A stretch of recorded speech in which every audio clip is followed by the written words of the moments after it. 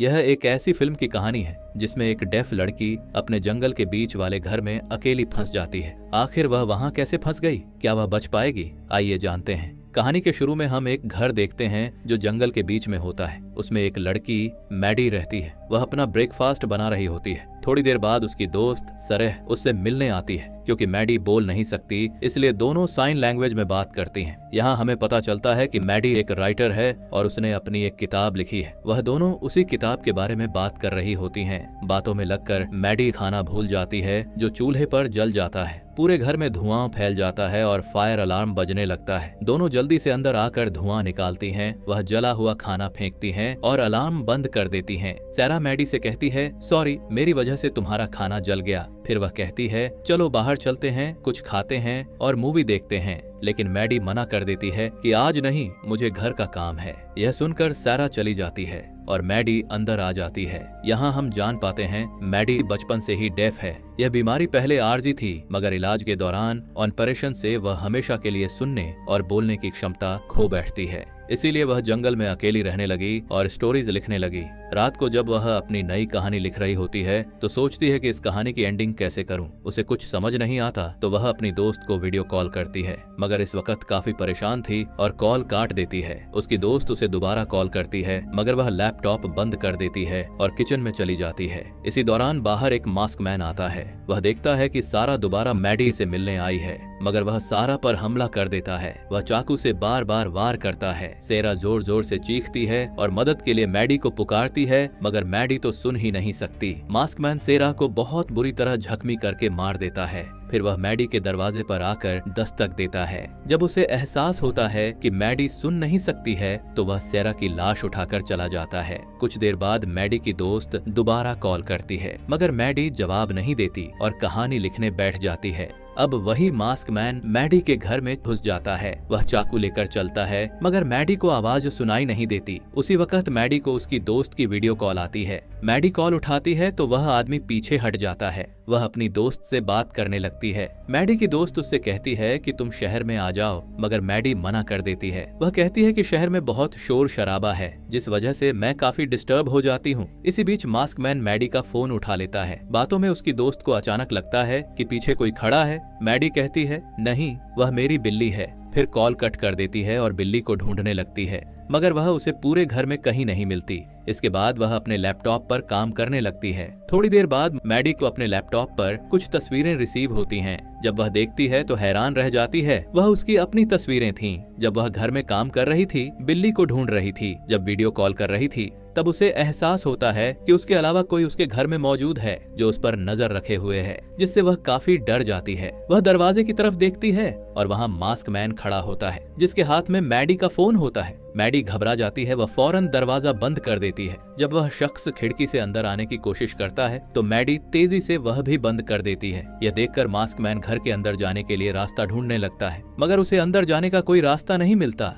तब Maddie police को call करने की कोशिश करती है, मगर वह आदमी बाहर से बिजली और वाईफाई बंद कर देता है ताकि मैडी किसी से संपर्क न कर सके। अब सारे घर में अंधेरा हो जाता है। मैडी काफी डर जाती है। मास्क मैन बाहर खड़ा मैडी को खून से भरा चाकू दिखाता है, उसे डराने के लिए। मैडी डर के मारे कुछ समझ नहीं पाती कि अब वह क्या करे, और उसी वक्त वह आदमी वहां से गायब हो जाता है। वो बाहर देखती है तो वो मास्क मैन उसकी गाड़ी के टायर पंक्चर कर रहा था ताकि मैडी वहां से भाग न सके। मैडी टार्च निकालती है और जब वो दरवाजे पे रोशनी डालती है तो वहां एक मैसेज लिखा हुआ था, मैं नहीं चाहता तुम किसी को बता दो कि तुमने मेरा चेहरा देखा है। साथ में ये भी लिखा था कि तुम्हारा दोस्त आ रहा है। फिर वो अपने फेस से अपना मास्क उतारता है। उसे देखकर मैडी के होश उड़ जाते हैं, क्योंकि वो उस आदमी को जानती थी। ये वही था जिसके साथ मैडी की पहले अच्छी दोस्ती रही थी, लेकिन बाद में मैडी ने उसे छोड़ दिया था। इसीलिए उसने लिखा कि तुम्हारा दोस्त आ रहा है, और वो चाहता था कि मैडी दोबारा उसके साथ रहे। और साथ में वो कहता है, मैं जब चाहूँ तुम्हारे घर में आ सकता हूँ, तो जरा ख्याल से।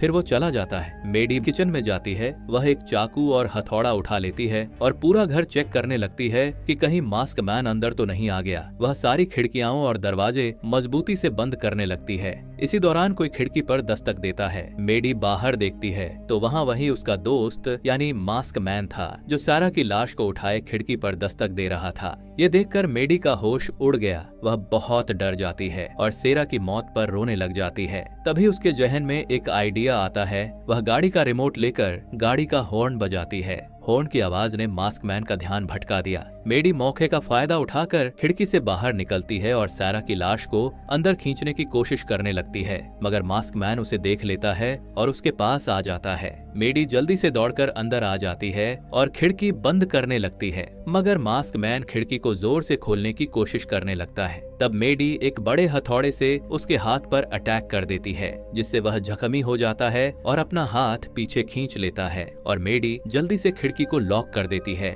कुछ देर बाद जब मास्क मैन दरवाजे से दूर चला गया था तो मेडी बाहर भागने की कोशिश करती है, मगर मास्क मैन फिर से आ जाता है और उस पर तीर से हमला करने लगता है। वह उसके पीछे पीछे आ रहा था। मेडी मजबूर होकर दोबारा घर के अंदर आ जाती है और दरवाजा बंद कर लेती है। वह अपनी जान बचाने के लिए ऊपर के कमरे की तरफ भागती है। वह वहां खिड़की के करीब जाती है और सोचती है कि उस आदमी का ध्यान हटाने के लिए कुछ करे। वह फायर अलार्म ऑन कर देती है और उसे बाहर फेंक देती है। जब मास्क मैन उस अलार्म की तरफ जाता है तो मेडी छत पर चढ़ जाती है और वहां से भागने लगती है, मगर वह मास्क मैन फिर से उसे देख लेता है। मास्क मैन उस पर एक तीर चला देता है। वह तीर उसकी टांग में लग जाता है और वह बहुत जख्मी हो जाती है। मेडी काफी हिम्मत करके वह तीर बाहर निकाल लेती है, मगर उसे बहुत तकलीफ होती है और अब वह जान चुकी थी कि अब वह आसानी से भाग नहीं सकती। अब मास्क मैन भी उसका पीछा करते हुए अपना तीर कमान लेकर ऊपर आने लगता है। जब वह करीब आता है तो मेडी उसके चेहरे पर वार कर देती है और उसे नीचे गिरा देती है और उसका तीर कमान ऊपर ही रह जाता है। मेडी उसे तीर मारने की कोशिश करती है, मगर वह इसमें नाकाम हो जाती है। अब वह मास्क मैन उसके पीछे आने लगता है, इसलिए मेडी वापस से अपने कमरे में आ जाती है और खिड़की लॉक कर लेती है और अपने जख्म की पट्टी करने लगती है। फिर वह कमान में तीर लगाने की कोशिश करती है, मगर वह नहीं लगा पाती, क्योंकि उसने ऐसा हथियार पहले कभी इस्तेमाल नहीं किया था।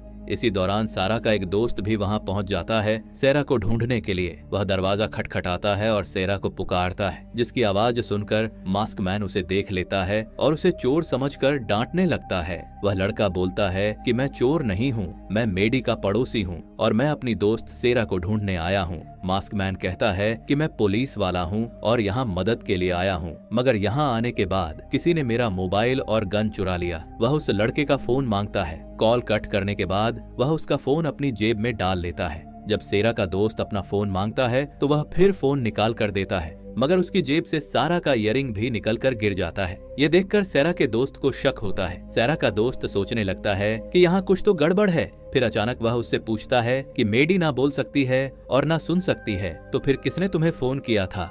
यह सुनकर मास्क मैन सोच में पड़ जाता है। वह जरा सोचता है और फिर कहता है शायद सेरा ने फोन किया था। उसकी बातों से सारा के दोस्त को यकीन हो जाता है कि वह झूठ बोल रहा है। वह उसे इधर उधर की बातों में लगाकर पीछे से एक पत्थर उठा लेता है। इससे पहले कि वह उस पर हमला करता, मेडी उसे देख लेती है और जोर जोर से दरवाजा पीटने लगती है और मदद मांगती है। सारा का दोस्त उसे देख लेता है। मास्क मैन मौका पाकर उसके गले पर चाकू घोंप देता है। सेरा का दोस्त बुरी तरह जख्मी होकर जमीन पर गिर जाता है।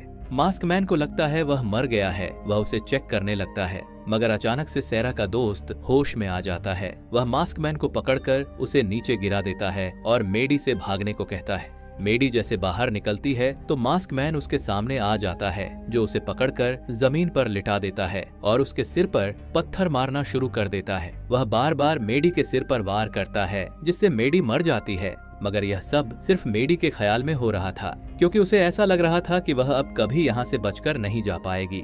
और जो सब उसने अपने ख्याल में देखा वह सब सच में सेरा के दोस्त के साथ हुआ था। मेडी को एहसास हुआ कि अगर उसे यहाँ से बचना है तो उसे अपनी जख्मी टांग ठीक करनी पड़ेगी और मास्क मैन को मारना होगा, क्योंकि अगर उसने उसे ना मारा तो वह उसे मार देगा। फिर उसे याद आता है कि उसके पास एक तीर है, जिसके बाद मेडी हिम्मत जमा करती है। बाहर मास्क मैन के पास मेडी की बिल्ली अचानक आ जाती है और वह उससे बातें करने लगता है। और इसी बीच मेडी बाहर आकर उसे तीर मारती है, मगर वह सिर्फ उसके कंधे में लग जाता है, जिससे उसे ज्यादा कुछ नहीं होता। वह तीर निकालकर वापस से मेडी के पीछे भागता है। मेडी तेजी से भागकर घर में आ जाती है, मगर वह जैसे ही तीर उठाने के लिए हाथ बाहर निकालती है, मगर तभी मास्क मैन आकर दरवाजा बंद कर देता है। जिससे उसका हाथ जख्मी हो जाता है। वह किसी तरह अपना हाथ बचाकर अंदर हो जाती है, मगर उसका हाथ टूट चुका था, जिससे उसे काफी दर्द होता है। उसकी हालत देखकर वह काफी खुश हो रहा था। मेडी काफी दर्द में होती है, मगर फिर वह हिम्मत करके अपने खून से दरवाजे पर धमकी लिखने लगती है।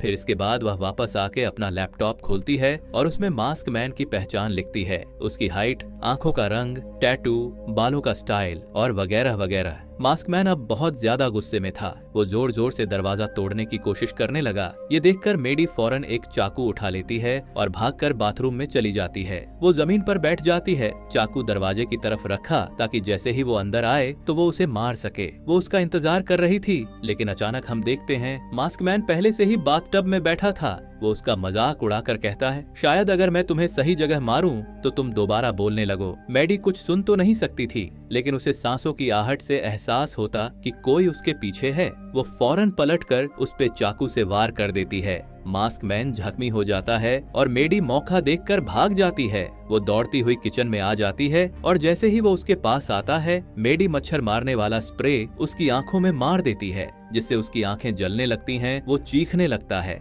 फिर मेडी जल्दी से फायर अलार्म चला देती है, जिससे पूरे घर में ऊंची आवाज होने लगती है। वो आवाज मास्क मैन के कानों में चुभने लगती और वो गुस्से में आ जाता है। वो मेडी पर हमला कर देता है। वो उसे जमीन पर गिराकर जोर जोर से मारने लगता है और फिर उसका गला दबाने की कोशिश करता है, लेकिन तभी मेडी के हाथ में एक तेज हथियार लग जाता है और वो सीधा उसके गले पर वार कर देती है, जिससे मास्क मैन का खून बहने लगता है और आखिरकार वो मर जाता है। सब कुछ खत्म होने के बाद मेडी पुलिस को कॉल करती है। वो बहुत खुश थी। उसने सोचा भी नहीं था कि वो जिंदा बच जाएगी, लेकिन क्योंकि उसने डटकर मुकाबला किया, इसलिए आखिर में वो अपनी जान बचाने में कामयाब हुई। और इसी के साथ ये मूवी एंड हो जाती है।